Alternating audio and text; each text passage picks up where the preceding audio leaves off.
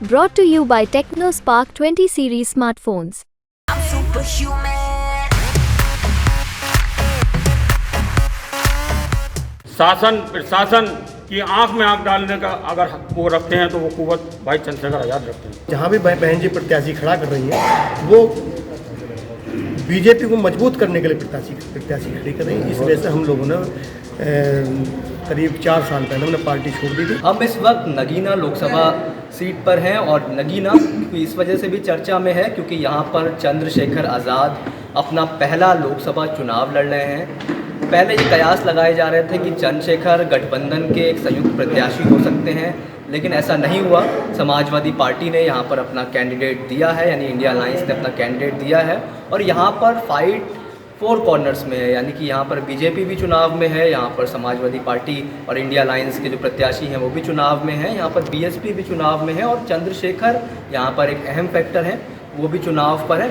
हम एक ऐसी जनसभा में यहाँ पर हैं जहाँ कुछ देर बाद ही यहाँ पर चंद्रशेखर आने वाले हैं, यहाँ पर संबोधित करेंगे। लेकिन कई लोग ऐसे हैं अलग अलग समाज के जो कि यहाँ पर चंद्रशेखर की सभा में शामिल होने आए हैं, साथ ही पार्टी में भी शामिल होने आए हैं और इससे पहले इन सब का बैकग्राउंड दूसरी पार्टियों का रहा है। कोई समाजवादी पार्टी से आया है, कोई बीएसपी से आया है। ऐसे ही तमाम लोगों से हम बातचीत करेंगे जो अलग अलग पार्टियों को छोड़ कर आए हैं। आपका क्या नाम है? मसरूर अहमद साहब, आप किस पार्टी में थे पहले?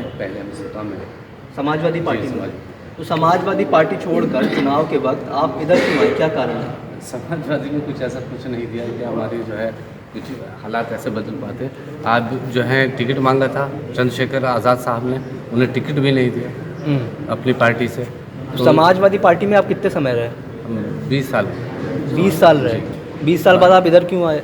बस वहाँ कुछ ऐसा नहीं है जो यहाँ मिलेगा हमें। तो चंद्रशेखर आज़ाद ऐसा क्या कर रहे हैं जो आपको लगा कि या वो कुछ ऐसे गठबंधन पे काम कर रहे हैं, समीकरण पे काम कर रहे हैं, जातीय समीकरण पे काम कर रहे हैं, क्या कर रहे हैं सब? ये तो समीकरण पे काम कर रहे हैं चंद्रशेखर आज़ाद साहब। किस समीकरण पे? ये सबको एकता, भ्रष्टाचार खत्म करने के लिए, हिंदू मुस्लिम एकता को ज्वाइन करने के लिए, सबको जोड़ने का काम कर रहे हैं चंद्रशेखर आज़ाद साहब। आप समाजवादी पार्टी में आप भी थे पहले? क्या नाम था? मेरा नाम मोहम्मद आलम। क्या पद था आपका वहाँ? मैं यूथ ब्रिगेड का नगर अध्यक्ष था। यूथ ब्रिगेड के नगर अध्यक्ष। यहाँ पर किस लिए आपने ये आज़ाद समाज पार्टी का फैसला किया ज्वाइन करने? मुझे इनकी नीति पसंद आई। ये कोई भी मामला होता है बढ़ चढ़ कर हिस्सा लेते हैं, कोई भी फिर कोई भी वो नहीं करते हैं, कोई से भी मजहब वाले हों सबके उसमें आगे आते हैं दुख दर्द में, इसलिए हम इनकी उसको जो है ज्वाइन करी पार्टी। नहीं, मैं पर्टिकुलरली पूछ ले रहा हूँ आपसे, क्या माइनॉरिटीज़ के स्टैंड पर चंद्रशेखर खुलकर स्टैंड लेते हैं? माइनॉरिटीज़ से जुड़े मुद्दों पर यहाँ बिल्कुल और बाकी नेता विपक्ष के लेते हैं उस तरह का स्टैंड? मैं ऐसा कुछ नहीं, ऐसा महसूस नहीं हो। और भी कई लोग हैं जिनसे हम बात करेंगे यहाँ पर। और आप कहाँ से हैं? मैं मुरादाबाद से हूँ। मैं मुरादाबाद मंडल प्रभारी हूँ आज़ाद समाज पार्टी का। अच्छा। प्रदेश सचिव हूँ। अच्छा, मेरा नाम आपकी- बाबू शराफत अली है। बाबू शराफत अली। आपका मतलब पॉलिटिकल पृष्ठभूमि में जानना चाहूँगा क्योंकि ये पार्टी नई है, यहाँ पर सब अलग अलग पार्टियों के लोग आए हैं। आपकी क्या पॉलिटिकल मैं पृष्ठभूमि? तो आज़ाद समाज पार्टी का संस्थापक सदस्य हूँ। संस्थापक सदस्य। पहले पॉलिटिक्स काम ही करते वो थे? जो थी बहुत लोग जैसे मौलाना तोक़ी रहे थे पहले बरेली के, उस पार्टी से था मैं, मगर इस आज़ाद समाज पार्टी का संस्थापक सदस्य हूँ। अच्छा जी। तो क्योंकि मुझे हाँ। भाई की एक बात अच्छी लगी, हिंदुस्तान में अगर एक नेता है जो भाई चंद्रशेखर हैं, जो आज़ाद हैं, शासन प्रशासन की आंख में आंख डालने का अगर वो रखते हैं तो वो कुव्वत भाई चंद्रशेखर आज़ाद रखते हैं। कुछ लोग यहाँ पर ऐसे भी हैं जो बहुजन समाज पार्टी भी छोड़ के आए हैं क्योंकि एक बड़ी चर्चा ये है कि चंद्रशेखर आज़ाद की जो पॉलिटिक्स है वो बीएसपी स्टाइल की पॉलिटिक्स है और बहुत से समर्थक चंद्रशेखर के उनको भविष्य में ऐसा कहते हैं कि आगे चल के जब कभी भी एक दलित पॉलिटिक्स में कोई आइकन बनेगा तो चंद्रशेखर भी एक यूथ आइकन के तौर पे इमर्ज कर सकते हैं। हालांकि दूसरी तरफ देखा जाए तो बीएसपी सुप्रीमो मायावती उन्होंने आकाश आनंद को आगे बढ़ाया है। कुछ दिनों में आकाश यहाँ पर रैली भी करेंगे। तो एक चीज़ मैं आपसे पूछ रहा हूँ क्योंकि बहन जी इन दिनों आकाश आनंद को आगे बढ़ा रहे हैं, तो आपको क्या लगता है, क्या उससे कुछ फ़र्क पड़ेगा? भाई के सामने कोई आकाश आनंद नहीं है, कोई नेता नहीं है भाई के सामने, भाई चंद्रशेखर आज़ाद के सामने। कुछ लोग हैं जो बीएसपी छोड़ के भी आए हैं, उनसे भी बात कर ले रहे हैं। क्या नाम है आपका? Sir Vipin advocate. आप बीएसपी में कितने साल काम किए? बीएसपी में लगभग 22 साल हो। 22 साल बसपा में रहा, तो छोड़ के क्यों आए थे? छोड़ के बसपा की विचारधारा जो उसका संगठन था, संगठन के हिसाब से बीएसपी सुप्रीमो हमारी नहीं चल पाई, क्योंकि संगठन की आवाज़ जो है बहन जी के पास नहीं पहुंचती है। इस वजह से संगठन भी खराब हो चुका बहन जी का। और बहन जी जो अपना रास्ता का जो माननीय साहब ने बताया था, रास्ता चला था समाज उस पर, उससे रास्ता भटक गई बहन जी भी एक युवाओं को आगे बढ़ा रही हैं। उन्होंने आकाश आनंद को जिम्मेदारी दे दी, यूपी में वो 25 से ज़्यादा रैली करने जा रहे हैं ना। आकाश भाई ये है, यूथ तो है, लेकिन उनमें जो है वो विदेश से पढ़े हैं।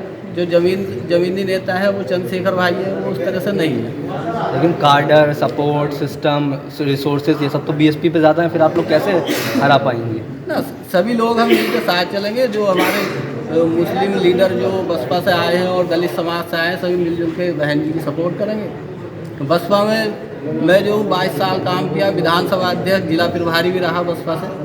और जो है आज जो भाई साहब का जो संगठन है, भाई साहब की जो सोच है, उसको देखते हुए आज हम जो है आज़ाद समाज पार्टी ज्वाइन करेंगे। आप सब बसपा से ही हैं? आप भी बसपा में, आप समाजवादी पार्टी में, आप सब पहले किसमें? हम आज़ाद समाज पार्टी में। पहली पार्टी आपकी यही है? इससे पहले भी नहीं, पहले बसपा में थे। पहले बसपा में थे। वहाँ पे क्या आपको ऐसा कमी लगी जो यहाँ पर आपको लगता है कि यहाँ पर बेहतर होगा? बहन जी दरअसल जो बाबा साहब की और कांसीराम की सोच थी, उस रास्ते से बहन जी भटक गई और बीजेपी के दबाव में बहन जी राजनीति कर रही हैं। और जहाँ भी बहन जी प्रत्याशी खड़ा कर रही हैं, वो बीजेपी को मजबूत करने के लिए प्रत्याशी खड़ी कर रही हैं। इस वजह से हम लोगों ने करीब 4 साल पहले हमने पार्टी छोड़ दी थी। और तो आप पर विकल्प तो समाजवादी पार्टी या कांग्रेस का भी रहा होगा? नहीं, हम तो उनके साथ जुड़ेंगे जो संविधान की बात करेगा, संविधान को बचाने की बात करेगा, लोकतंत्र को बचाने की बात करेगा।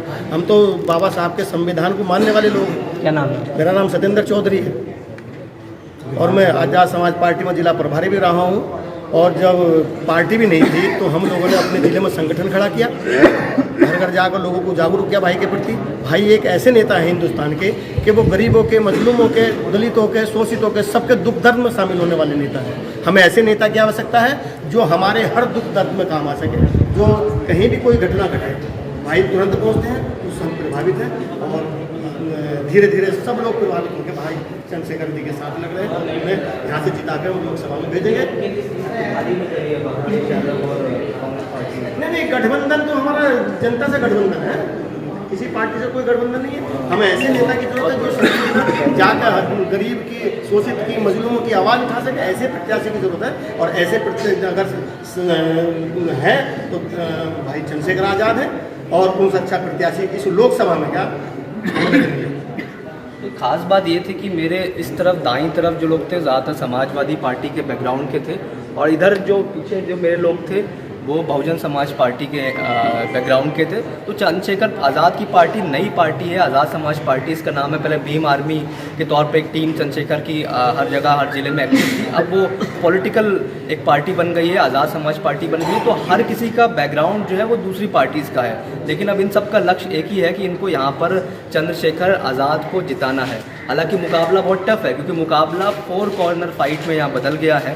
लेकिन जिस तरीके से अलग अलग समाज के लोग, खास तौर से जो चंद्रशेखर का जो फोकस पिछले दिनों दलित मुस्लिम यूनिटी पर रहा है, जो एक ज़माने में बीएसपी का फोकस माना जाता था, और उसके बाद अब समाजवादी पार्टी भी पीडीए की बात करने लग गई है, पिछला दलित और अल्पसंख्यक की। और अब यूपी में तो पीडीएम की बात भी होने लग गई है। वो ओवैसी साहब ने पल्लवी पटेल के साथ गठबंधन कर लिया है कि पिछला दलित और मुस्लिम के बीच में अब गठबंधन होगा। तो इन तमाम गठबंधन और तमाम समीकरणों के बीच में चंद्रशेखर आज़ाद के लिए ये एक परीक्षा की घड़ी है और इस परीक्षा की घड़ी में वो कैसे सफल होंगे ये तो खैर आने वाला वक्त ही बताएगा।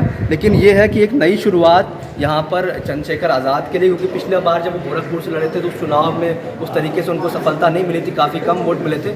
लेकिन नगीना में जिस तरीके से उनको सपोर्ट मिल रहा है उसको देखते हुए लगता है कि ये चुनाव कम से कम नगीना सीट पर बहुत दिलचस्प होने वाला है। प्रशांत श्रीवास्तव, नगीना से।